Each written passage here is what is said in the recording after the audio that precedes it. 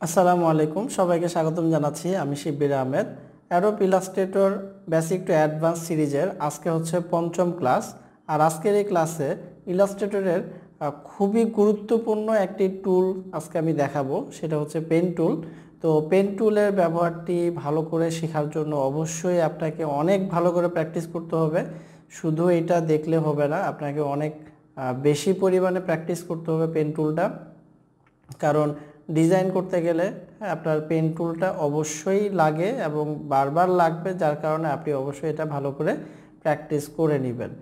আর আমার এই যে সিরিজটি চলছে এটা সিরিয়ালি আপনি যদি ভিডিওগুলো না দেখেন তাহলে অনেক কিছু আপনি মিস করবেন, বুঝতে পারবেন না। তার কারণে আপনাকে অবশ্যই শুরু থেকে মানে প্রত্যেকটা ভিডিও সিরিয়াল অনুযায়ী আপনাকে দেখে আসতে হবে এবং আপনাকে প্র্যাকটিস করতে হবে। তাহলে আপনি প্রত্যেকটা ভিডিও দেখবেন এবং প্র্যাকটিস করবেন, তাহলে ইনশাল্লাহ আপনি ইলাস্ট্রেটরে ভালো কিছু করতে পারবেন বা ভালোভাবে শিখতে পারবেন। তো তাহলে চলুন আমরা আজকের ক্লাসটি শুরু করি। আমি ইলাস্ট্রেটর ওপেন করে রেখেছি। এখানে আমরা সিলেকশন টুলের নিচের যে লাইনটা, দ্বিতীয় লাইন, এই লাইনে আমি যদি দেখি প্রথমে আমরা পাচ্ছি হচ্ছে এখানে পেন টুল, আর এর ভিতরে রাইট মাউস ক্লিক করলে আমরা আরও একটা টুল পাচ্ছি, এটার নাম হচ্ছে অ্যাঙ্কর পয়েন্ট টুল। তো পেন টুলের কাজটা কি আগে এটা আমরা দেখে নেই, তারপরে অ্যাঙ্কর পয়েন্ট টুলের কাজটা কি সেটা একটু দেখব। তো পেন টুল সাধারণত হচ্ছে আপনার ড্রয়িং করার জন্য ব্যবহার হয়ে থাকে, অর্থাৎ আমরা এর আগের ক্লাসে যেখানে শেপ টুলগুলোর ব্যবহার দেখেছিলাম, তো এই শেপ টুলগুলোর ক্ষেত্রে যেটা হয় যে নির্দিষ্ট কিছু শেপ বা নির্দিষ্ট কিছু আপনার আকৃতি বা শেপ আগে থেকে এখানে ডিফল্টভাবে তৈরি করা আছে, যেগুলো আমরা খুব সহজে জাস্ট সিলেক্ট করে আমরা ক্লিক করে ড্র্যাগ করার মাধ্যমেই এটা ড্র করতে পারছি। বাট সব সময় আসলে আমাদের প্রয়োজনীয় যেই ডিজাইনটা লাগবে এই ধরনের ডিজাইন কিন্তু আমরা এই শেপ টুলের ভিতরে পাবো না। তো সেটাকে আমাদেরকে কাস্টমাইজ করে নিতে হবে, অর্থাৎ এমন হতে পারে যে দুই তিনটা শেপ টুল একসাথে করে একটা নতুন আপনি ডিজাইন করলেন, অথবা এমন একটা ডিজাইন চিন্তা করছেন যেটা এগুলো দ্বারা সম্ভব না, সেই ক্ষেত্রে আপনাকে অবশ্যই পেন টুল দিয়ে আপনার মাথায় যে আইডিয়াটা আছে সেটাকে ড্র করতে হবে বা ড্রয়িং করতে হবে। তো তাহলে দেখি আমরা কিভাবে করা যায়। তো পেন টুলটা আমি যদি এখানে ফার্স্ট একটা ক্লিক করে আমরা শুরু করব, ক্লিক করলে দেখা যাবে যে একটা অ্যাঙ্কর পয়েন্ট তৈরি হয়ে গেছে। তো এই অ্যাঙ্কর পয়েন্টটা হচ্ছে কর্নার টাইপ অ্যাঙ্কর পয়েন্ট। তো আমরা যখন পেন টুল ব্যবহার করব, পেন টুল দিয়ে আমরা যে পাতটা তৈরি করব, এই যে নীল কালারের যে দাগটা দেখা যাচ্ছে এটাকে মূলত বলা হয় হচ্ছে পাত। তো এই পাতটাতে দুই ধরনের অ্যাঙ্কর পয়েন্ট তৈরি হয়, একটা হচ্ছে কর্নার টাইপ আর একটা হচ্ছে রাউন্ড। তো রাউন্ড অ্যাঙ্কর পয়েন্টটা কখন তৈরি হবে, যখন ক্লিক করে এইভাবে ড্র্যাগ করা হবে। আমি ক্লিকটা করে এখনও ছেড়ে দিইনি, এই অবস্থায় আমি জাস্ট আপনাদেরকে একটু দেখাচ্ছি যে উপরে বা নিচে এভাবে যদি আমি হাত ঘোরাই তাহলে কিন্তু এই যে এখানে একটা রাউন্ড তৈরি হলো, রাউন্ডনেস তৈরি হলো। সেমভাবে আমি যদি নিচের দিকে এসে এখানে একটা ক্লিক করে ড্র্যাগ করি, এইদিকে কিন্তু একটা রাউন্ড তৈরি হলো। তারপর এখানে যদি একটা ক্লিক করি, সিঙ্গেল ক্লিক, তাহলে দেখবেন যে এখানে একটা কোণা তৈরি হলো। আবার এখানে ক্লিক করলাম, কোণা তৈরি হলো। ঠিক আছে, তো এইভাবে আসলে ক্লিক করে ড্র্যাগ করে করে একটা অবজেক্ট আপনি তৈরি করতে পারবেন। এবং একদম শুরুতে এসে যদি আরেকটা ক্লিক করি তাহলে এটা কমপ্লিট হয়ে গেল, অর্থাৎ পুরো পাতটা শেষ হলো, একদম শুরু থেকে শেষ পর্যন্ত এসে আমরা ক্লিকটা ছেড়ে দিছি। তো পেন টুল দিয়ে আমরা যখন কোনো একটা পাত তৈরি করব বা কোনো একটা এরকম শেপ তৈরি করব, তো সেই ক্ষেত্রে আমাদের এই যে দুই ধরনের অ্যাঙ্কর পয়েন্ট থাকবে, একটা হচ্ছে কর্নার অ্যাঙ্কর পয়েন্ট আর একটা হচ্ছে রাউন্ড অ্যাঙ্কর পয়েন্ট। তো এই ক্ষেত্রে আমরা ইচ্ছা মতো আমাদের প্রয়োজন মতো আমরা আসলে এই অ্যাঙ্কর পয়েন্টগুলো তৈরি করে আমাদের মন মতো আমরা একটা ডিজাইন করতে পারবো। তো আমি একটু এটা ডিলিট করে দিচ্ছি। এখন আরেকটা বিষয় দেখেন, আমি আবারও শুরু করতেছি। আমি এর আগের বার মানে প্রথমবার যখন আমি করলাম তখন একটা সিঙ্গেল ক্লিক করে আমি শুরু করছি। এখন আমি সিঙ্গেল ক্লিক না, আমি এখন ক্লিক করে ড্রয়িং মানে ড্র্যাগ করে আমি অবজেক্টটা তৈরি করতে যাচ্ছি। তো ক্লিক করে ড্র্যাগ করলাম, তাহলে এই প্রথমটাই রাউন্ড হয়ে গেল। পরেরটা আমি যদি ক্লিক করে ড্র্যাগ করি এটাও রাউন্ড হয়ে গেল। এখন আমি চাচ্ছি যে এইখান থেকে এটা সোজা যাবে, কিন্তু দেখেন যখন আমরা ক্লিক করে ড্র্যাগ করি তখন এই যে দুইটা হ্যান্ডেল চলে আসে। এই হ্যান্ডেলগুলোর কাজ হলো যে উপরের হ্যান্ডেলটা দ্বারা আপনার অ্যাঙ্কর পয়েন্টের আগের যে পার্টটা আছে সেই পার্টটা আপনার বাঁকা কম বেশি করা বা এডিট করা যাবে, কন্ট্রোল করা যাবে। আর পরের যেই হ্যান্ডেল বারটা আছে এটা হচ্ছে পরের পার্টটাকে কন্ট্রোল করার জন্য। এখন আমি যদি চাই যে এখান থেকে সোজা যাব, তাহলে আমাকে কি করতে হবে, এই কন্ট্রোল বারটাকে মানে এই যে হ্যান্ডেলের নিচের দিকের যে হ্যান্ডেলটা আছে এটাকে আমাকে বাদ দিয়ে দিতে হবে, অর্থাৎ রিমুভ করে দিতে হবে। তো রিমুভ করার জন্য ফটোশপে যারা ব্যবহার করে আসছেন তাদের ক্ষেত্রে মানে ফটোশপের ক্ষেত্রে যেটা করা হয় আপনারা জানেন যে অল্টার প্রেস করে এখানে ক্লিক করতে হতো, বাট ইলাস্ট্রেটরে এখানে আর অল্টারটা প্রেস করতে হবে না, জাস্ট নর্মালি আপনি যদি ক্লিক করেন তাহলে এটা ডিলিট হয়ে যাবে, মানে এই হ্যান্ডেলটা ডিলিট হয়ে গেল। যার কারণে এখন আমি কিন্তু জাস্ট ক্লিক করে আমি এখান থেকে আবার সোজা যেতে পারছি বা বাঁকা যেতে পারছি, অর্থাৎ এখানে এটা কর্নার হয়ে গেল।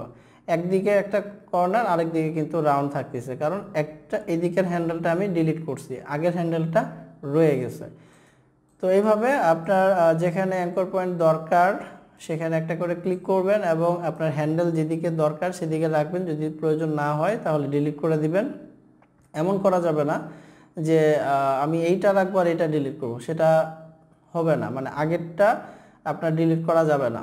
তো এক্ষেত্রে আপনাকে পরেরটাই ডিলিট মানে শেষেরটাই যেটা মানে পরের যেটা আছে এটাই ডিলিট করতে হবে। হ্যাঁ, আমি ওই মানে শেষেরটা রেখে আগেরটা ডিলিট করবো, এটা এখানে হবে না। আচ্ছা, তো আমি এইভাবে এটা মিলাই দিলাম। তো এইগুলো হচ্ছে পেন টুল। তো পেন টুল দিয়ে আসলে আপনারা প্র্যাকটিসটা কী করবেন, প্র্যাকটিস করার জন্য আপনারা যেটা করবেন যে বিভিন্ন ধরনের ছবি, অর্থাৎ বিভিন্ন যে আপনার পিএনজি যেই ছবিগুলো আছে, পিএনজি ছবি বলতে বিভিন্ন ফুলের ছবি বা বিভিন্ন কার্টুন ক্যারেক্টার, এই জিনিসগুলো নিয়ে আপনারা জাস্ট ড্রয়িং করবেন। তো এই জিনিসটা আমি সামনে আরও ডিটেলস দেখাবো। তো এখন যেহেতু আমরা কালার কিভাবে অ্যাপ্লাই করা হয় এই জিনিসটা দেখাইনি, তো যার কারণে আমি আপাতত এইটার কোনো প্র্যাকটিক্যাল কোনো কাজ বা কোনো প্র্যাকটিস আপনাদেরকে দিচ্ছি না, জাস্ট আপনারা এতটুকু দেখেন যে এতটুকু আপনারা করতে পারছেন কিনা, ঠিক আছে। বা আরেকটা কাজ করতে পারেন যে ধরেন এখান থেকে যেই শেপগুলো আছে ইলিপস টুল দিয়ে আপনি একটা সার্কেল করলেন, এখন এইটার উপর দিয়ে আপনি পেন টুল দিয়ে জাস্ট এটার উপর দিয়ে সাইড দিয়ে আপনি এটার মতো করে একটা রাউন্ড তৈরি করার চেষ্টা করেন, ঠিক আছে, যে চার সাইড দিয়ে দেখেন এটার মতো এতটা রাউন্ড করা যাচ্ছে কিনা। তো এইভাবে জাস্ট আপনারা একটু মানে এই পেন টুলটা দিয়ে এভাবে ট্রাই করেন। আর নেক্সটে যখন আমি যে কালার অ্যাপ্লাই কীভাবে করা যায় সেটা দেখাবো, তারপরে পেন টুলের একটা আমি ভালো একটা প্র্যাকটিসের বিষয় দেখাই দিব, যাতে আপনারা এই পেন টুল ব্যবহার করে খুব সুন্দর সুন্দর ড্রয়িংগুলো করতে পারেন। তো এর জন্য আরও কয়েকটা ক্লাস আমাদের করতে হবে, আরও 3-4টা মেবি ক্লাস লাগবে। এই ক্লাসগুলো করার পরে মানে আমি প্র্যাকটিক্যাল একটা হোমওয়ার্ক আপনাদেরকে দিব, এই কাজগুলো করতে পারবেন তখন। ওকে, তো আমি এগুলো ডিলিট করে দিচ্ছি।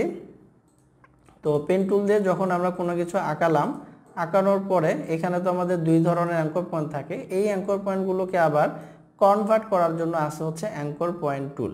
অ্যাঙ্কর পয়েন্ট টুলের কাজ হলো যেই অ্যাঙ্কর পয়েন্টটা আপনার কর্নার আছে সেইটাকে রাউন্ড করা যাবে, আর যেটা রাউন্ড অলরেডি আছে সেটাকে কর্নার করা যাবে।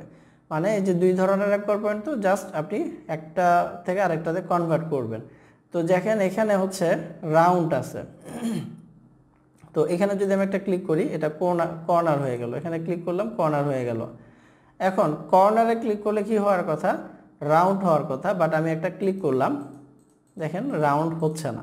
কারণটা কি, কারণটা হচ্ছে যে যেখানে রাউন্ড আছে সেখানে তো একটা ক্লিক করলে রাউন্ড মানে রাউন্ড থেকে কর্নার হলো, বাট কর্নার থেকে রাউন্ড করার সময় একটা ক্লিক করলে ইলাস্ট্রেটর বুঝবে না যে আপনি কতটুকু রাউন্ড চাচ্ছেন। এক্ষেত্রে আপনাকে ক্লিক করে এইভাবে ড্র্যাগ করে দেখায় দিতে হবে যে আমি এই পরিমাণ রাউন্ড চাচ্ছি, ঠিক আছে, তাহলেই ইলাস্ট্রেটরে মানে আপনি ওই রাউন্ডটা করতে পারবেন। তো এই হলো এই অ্যাঙ্কর পয়েন্ট টুলের কাজ। তো পেন টুল আর অ্যাঙ্কর পয়েন্ট টুল আমরা দুইটা টুল দেখলাম। আর পেন টুলের পাশে আরেকটা টুল আছে কার্ভেচার টুল, কার্ভেচার পেন টুল যেটাকে বলে। এই টুলটার কাজ হচ্ছে যখন বিভিন্ন ধরনের রাউন্ড শেপ তৈরি করার প্রয়োজন হবে, মানে শুধু এখানে রাউন্ডেরই কাজ, সেই ক্ষেত্রে আপনি এইটা দিয়ে খুব সহজে এই রাউন্ড সার্কেল বা রাউন্ড শেপগুলো তৈরি করতে পারবেন, যেটা পেন টুল দিয়ে করতে গেলে একটু কষ্ট হবে, আর কার্ভেচার পেন টুলটা দিয়ে করলে অনেকটাই ইজি হবে। যেমন আমি এখন একটা সার্কেল তৈরি করব, তো আমি জাস্ট এখানে একটা ক্লিক করলাম, দেখেন একটা ক্লিক করছি, এখানে কিন্তু কর্নার অ্যাঙ্কর পয়েন্ট হওয়ার কথা, কিন্তু এটা যেহেতু শুধু পেন টুল না, কার্ভেচার পেন টুল, যার কারণে আমি মাউসটা যখনই সরায় ফেলবো তখন দেখতে পাবো যে ক্লিক করে যখন মানে পরের ক্লিকটা যখনই করব তখনই এটা রাউন্ড হয়ে গেছে। ও আচ্ছা, সরি, এইখানে আমার তো পেন টুলটা সিলেক্ট হয়ে গেছে, যার কারণে এটা দেখাচ্ছে। আমি কার্ভেচার পেন টুলটা ক্লিক করলাম, এখানে আসলে একটা ক্লিক করলাম, ক্লিক করে যখন আমরা সরে যাব তখনই এখানে দেখা যাবে যে এই যে এরকম একটা রাউন্ড হয়ে যাচ্ছে। ঠিক আছে, এই যে এরকম রাউন্ড হয়ে যাবে। এই আবার একদম শুরুতে এসে ক্লিক করলাম, একদম পুরোপুরি রাউন্ড হয়ে যাবে। তো কার্ভেচার পেন টুলটাতে যদি কোনো মানে আপনার রাউন্ড কোনো শেপ তৈরি করার প্রয়োজন হয়, সেই ক্ষেত্রে এই টুলটাতে খুব সুন্দরভাবে আপনারা এই রাউন্ডগুলো করতে পারবেন। তো এই ছিল হচ্ছে আজকের ক্লাসটা। তো আশা করি আপনারা ক্লাসটা বুঝতে পেরেছেন। তো আপনারা অবশ্যই ভালো করে প্র্যাকটিস করবেন। প্র্যাকটিস ছাড়া আসলে এগুলো শুধু ভিডিও দেখে কোনো লাভ হবে না, এই কথাটা বারবার বলছি, প্রত্যেকটা ক্লাসে বলছি। তো প্র্যাকটিসগুলো করবেন এবং হচ্ছে আমি যতটুকু দেখাচ্ছি, যেভাবে দেখাচ্ছি এটাই করেন, এটাই আপনার হচ্ছে কিনা সেটাই দেখেন। দেন হচ্ছে যখন সামনে কিছু হোমওয়ার্কের জন্য বা কিছু লাইভ প্রজেক্ট করে দেখাবো, সেগুলো যখন আপনারা করবেন তখন মোটামুটি এই সবগুলোর ব্যবহার একবার ওখানে চলে আসবে, তখন আপনার কাজটা আরও ইজি হবে বা আপনি আরও ভালো করে জিনিসটা বুঝতে পারবেন। আর আপনারা যারা এখনও আমার ফেসবুক গ্রুপে জয়েন হন নাই, তারা অবশ্যই জয়েন হয়ে নেবেন এবং আপনারা যে প্র্যাকটিসগুলো করছেন বা প্র্যাকটিস করতে গিয়ে যে সমস্যাগুলো ফেস করছেন সেগুলো ওখানে গিয়ে আপনারা পোস্ট করবেন। আর আমাদের যেই টিম মেম্বাররা আছে, সাপোর্ট মেম্বাররা আছে, তারা আপনাদেরকে সহযোগিতা করবে সেগুলো সলভ করে দেওয়ার জন্য। পাশাপাশি আমিও সেখানে আছি, আমিও সময় পেলে আপনাদের পোস্টগুলো দেখার চেষ্টা করব এবং আপনাদেরকে ফিডব্যাক দিব ইনশাআল্লাহ। আর আমার ভিডিওগুলো যদি আপনাদের ভালো লেগে থাকে তাহলে অবশ্যই লাইক করবেন, কমেন্ট করবেন এবং শেয়ার করতে ভুলবেন না, এবং অবশ্যই সাবস্ক্রাইব করে পাশে থাকা বেল আইকনটি অবশ্যই প্রেস করে রাখবেন। সবাই ভালো থাকবেন, আল্লাহ হাফেজ, আসসালামু আলাইকুম।